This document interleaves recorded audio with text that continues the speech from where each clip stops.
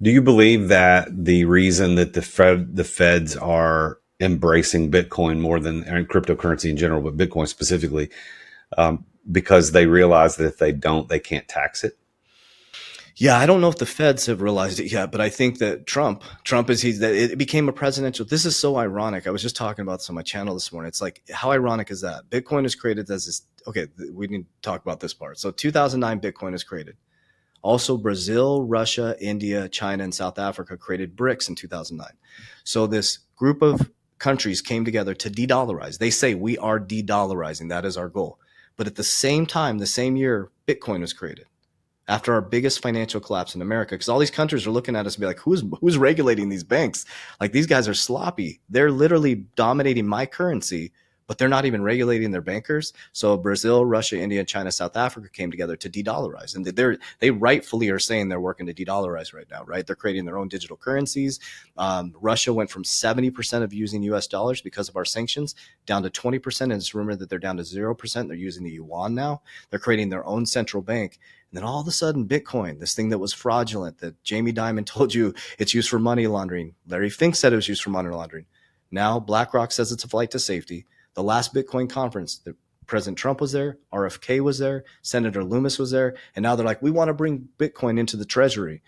Like, something's happening here that people need to wake up to. I think that I just would encourage people just to look into this narrative, right? Just to maybe think, hey, listen, if the government now is saying Bitcoin, I don't think the feds are about Bitcoin, because unless they pull it up underneath the system, they're not going to be able to tax it, right? They're not going to be able to run it. But I think what's going to happen is they're going to pull it underneath the centralized system.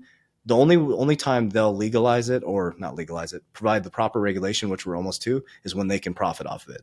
And we're almost there. So Well, I think anything the government touches, I think they have probably a 90% chance of screwing it up. Very few things that they've been able to improve our lives with. And that is not to say that the infrastructure that has been created is not helpful for a safer and better, more productive society. I mean, there are things that the government needs to be doing, but I'm a small government guy. I think that we need to get as much the government out of this as much as possible. We need to open up to free market capitalism to let people decide what they want, how much they're willing to pay. And I'm not a crypto guy personally. I could, primarily because I don't understand it. It's not because I don't like it. It's just primarily because I don't understand. Do I own some? Yeah, I've got some.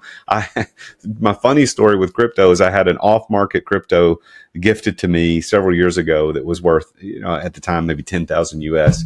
And today it's worth, millions, but I can't do anything with it. Like, it's not worth, like, I can't figure out what to do with it because it's an off brand. Like, it's not really attached to anything. But dude, if I could figure it out, yeah, I'd yeah. have a few million bucks, but I can't figure it out. What's interesting too, I want to make very clear as well. So cryptocurrency is a part of you brought up infinity banking concept. I just want to encourage people, like, it's very, very speculative. You have to have a very strict game plan. We're still in the speculative phase, right?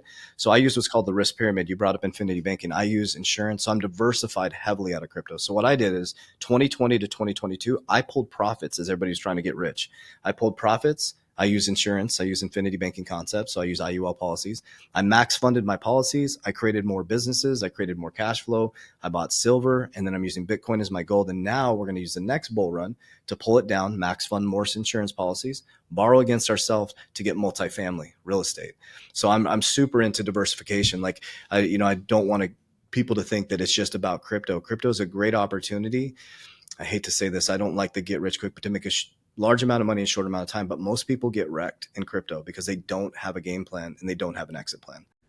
Hey there, it's the Real Jason Duncan. Thank you for watching this video. But if you are an entrepreneur and you've ever thought about what it's going to be like when you get ready to exit your business, I'm the guy you want to follow. So make sure that you've subscribed to this channel and go check out the link in the description, therealjasonduncan.com. Check out the resources I've got for people just like you, as an entrepreneur who's trying to get his life back, get her life back, get your time and freedom back. If that's what you want as an entrepreneur, if you're being trapped in your business, then I can help you get out of that. So go to therealjasonduncan.com.